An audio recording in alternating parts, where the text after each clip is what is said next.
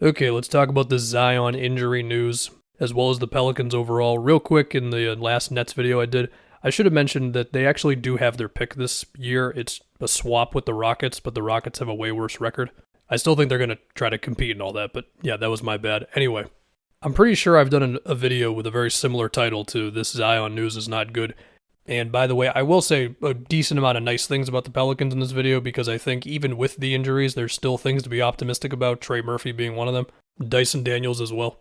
Ingram is back and getting buckets. You've got still a window of time where hopefully Zion can come back and they can make some noise at the tail end of the season, especially because they have an easy schedule remaining, at least based on win percentage. But Zion did re-aggravate a hamstring injury that is now going to leave him out for multiple weeks past the All-Star break, according to Shams. And trust me, man, I would love to just look back on a video like this one and be like, oh, that ended up not being a big deal. Cool. But, I mean, look, just open up his career. He missed a whole bunch of games with a torn meniscus in his right knee. And then last season, he had that foot injury that none of us knew about because it was announced out of nowhere that he had foot surgery. And then it was like, okay, he's going to be back in a month. Trust us. And then the whole season had gone by and it was like, okay, so what happened here? And now he's dealing with a hamstring, and hamstrings can be tough, especially because they just linger for longer than you expect, or you think you're good, and then, oh wait, no, you're actually not good. And to be fair, the All-Star break is a week, so I mean, that does give you some time to rest.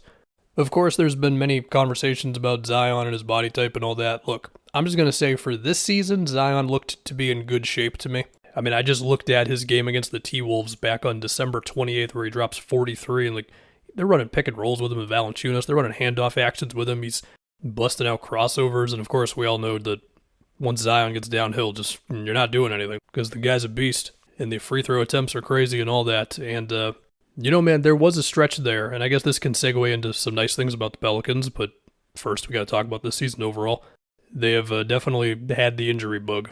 Ingram has played 22 games. Zion's played 29. And at one point, they were like 10 games above 500, and it seemed like they were going to be contending for one of the top seeds in the West. Now, granted, the West is so packed in that you can have a good 5-game stretch and just basically get to like the 4th seed, at least the Pelicans could. Now, they did have a recent 3-game win streak. I don't think it's a coincidence that in 2 of those games, Ingram went off. I remember him hitting a million fadeaways against Atlanta from like 16 feet. But still, I remember early in the season doing a video on him, and I mean, the big question for them going into the season was like, could their defense hold up? And it's like, well, with Valanciunas playing high up on screens and with them bringing rotations like from the corners and all that, like it was working defensively. A byproduct of that being you give up more corner threes than the average team. But even then, I thought their closeouts were like pretty damn good to where they could not get killed from there as much. Also, as always, shout out to Herb Jones. But anyway, eventually the injuries caught up with him. And I remember praising the role players like Alvarado and Dyson Daniels and Trey Murphy and Herb Jones, where they're like keeping the machine moving because there's enough cutting and ball handling talent to where it's not just the stars doing everything. Larry Nance Jr. and his screen setting, Valanciunas and his finishing and all that, as well as CJ just being normal CJ pretty much. Anyway, I would like to talk about Trey Murphy and Brandon Ingram. So Ingram has been back recently. For the season, he's played 22 games. It's been not a fun year with injuries for this team. Of course, Ingram is kind of the mid-range god. I mean, for the last couple of seasons, he pretty much has been that, and I think it's interesting that he's taking slightly more shots from, let's say, like 14 feet as opposed to 19 feet.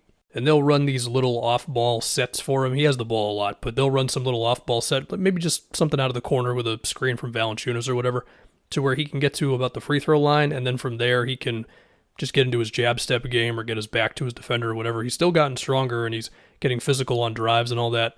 And it does seem like they are embracing the fact that he would prefer to cook from mid-range, and they're not sort of rejecting it and being like, no, please take 1,000,000 threes a game. I mean, I still like you taking threes a game, don't get me wrong, but they're certainly comfortable with him having sets where he kind of is designed to like begin his action within the three-point line. I feel like a good number would be like 5 to 6 threes a game for Ingram, which is what it's been in past seasons for him. I don't know if he's ever really going to be like a 7 to 10 3-pointers attempted a game guy. Ingram's assist numbers have also been higher recently. There's been some skip passes to the corner when Valanciunas is screening for him. That's been nice. Within the flow of his mid-range operating, you'll have, there's kickouts to Trey Murphy in that, of course. You'll get Herb Jones, who might be cutting or whatever.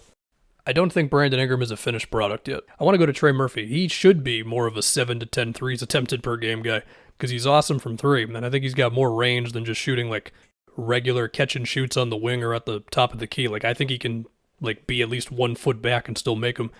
He's also got more juice off the dribble to where he can attack a closeout, he can make something happen in transition, he can occasionally just beat somebody off the dribble. Like he had one against the Kings where he pump fakes and then takes Keegan Murray back out to the 3-point line, hits him with a crossover, gets by him and dunks.